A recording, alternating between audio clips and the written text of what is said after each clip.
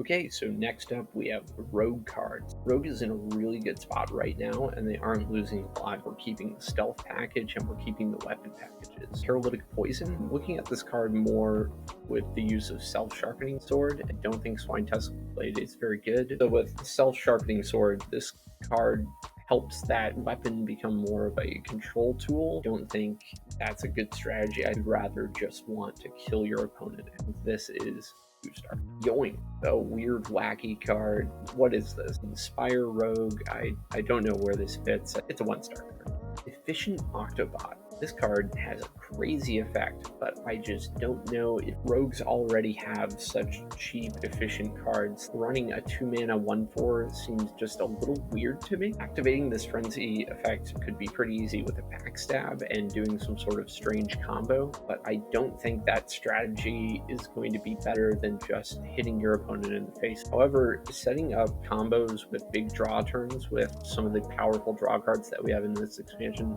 could be kind of viable. I see a lot of potential, and I'm not willing to write this card off. Research. Silverleaf Poison is a cool weapon effect with Self-Sharpening Sword. Again, I don't think Swine Tusk is very good. A lot of times, though, this is just going to be 2-mana do nothing. I think the majority of the time you would rather run Cutting Class and Secret Passage over something like this. Since Weapon Rogue is a thing, though, I'm going to rate this 2 stars. Wicked Stab. This is one of the better ranked spells I think we've seen. It replaces Eviscerate so well. When you're finishing your opponent off on turn 5 to turn 8, this is going to be a better Eviscerate. However, this doesn't work well with combo-based effects like Foxy Fraud. You can't reduce this to 0 with Foxy Fraud.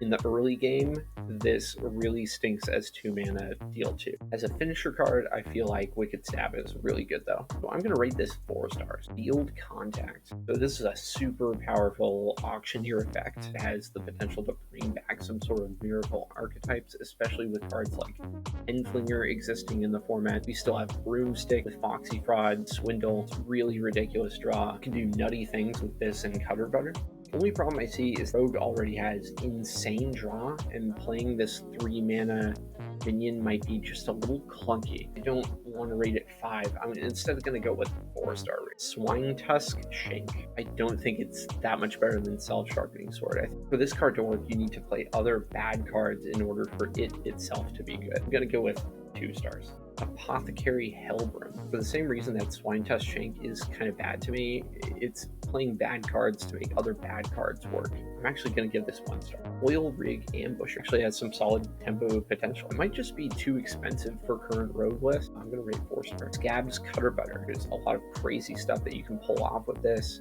You shadow step it of all the draw engines that Rogue has right now. Some of those combos could actually be pretty real. You can do this with Alexstrasza, shadow stepped Scab's Cutterbutter, do Potion of Illusion on the Scabbed, the Alexstrasza. I just don't know if those strategies are going to be good enough to replace current Rogue strategies. Don't get me wrong, I really like Scabs and I think it's powerful. The idea of comboing a 4-mana card might be more difficult than most people think. I'm going to give this 4 stars. So overall, Rogue got some really cool stuff this expansion, but I don't know if it's going to be quite good enough to eat out these existing strategies that are already so successful in Rogue. Rogue and Stealth Rogue will still be top of the line, but there's some cool stuff in here and some very powerful stuff in here, and I think Rogues will still have tier 1 decks.